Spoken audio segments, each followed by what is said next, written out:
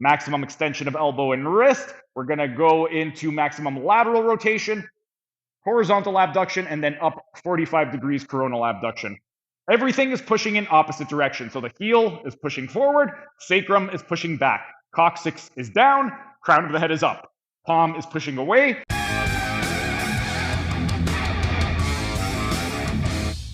And while we're resting, let's continue with our exercise demonstration for exercises to help release tension in the nerves. And right now, I'm going to be taking you through the T11-T12 ELDOA. The reason I'm going to be giving you this one is because if you are going to be getting any type of disc herniation in the thoracic spine, most commonly it's going to be the T11-T12. That being said, it's very uncommon to have a herniation in the thoracic spine. Usually, it's either going to be in the cervical or lumbar spine. But if you are going to have a disc herniation in the thoracic spine, it's probably going to be the T11-T12. The T11-T12 ELDOA is meant to create space at the junction, which means we're going to be getting a little bit of space and relieving some pressure on the T11 nerve root primarily. With regard to the T11 nerve root, this is primarily going to affect the thoracic aortic plexus as well as the lumbar plexus. And if you do happen to have any issues in that area, typically what you're going to see is you may see some type of dysregulation or blood flow issues or vasoconstriction or dilation in the thoracic or abdominal regions. With regard to the actual nerve, the nerve that's going to most be affected is going to be the subcostal nerve, and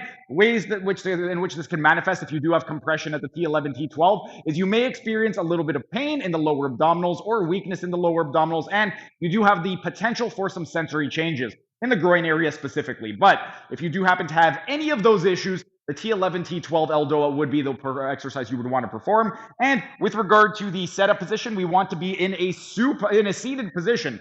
We want to go ahead from this position over here. With the one leg, we want to keep it nice and extended. So the knee is in maximum extension. At the ankle, we want to go into pseudo inversion. Pseudo inversion means we're going into a combination of dorsiflexion and inversion.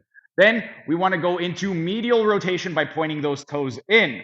With the hand of the leg that is straight, we're just going to go ahead and rest it with a supinated grip on our thigh. And then with the opposite leg, we want to flex the hip and knee. And then with this ankle, we're going into dorsiflexion and eversion. We then want to go into abduction and lateral rotation by driving that knee down toward the ground. And then from this position right over here, what we want to do with the spine is maintain a nice tall spine. So we want a flat lumbar spine, a flat thoracic spine. We want our chin tucked in, so we're doing retropulsion of the cervical spine. And then at the crown of the head, we're pushing up.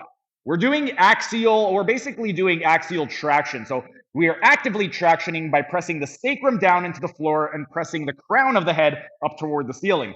So again, chin is tucked in, our eyes are looking down at the floor to put the dura mater under tension.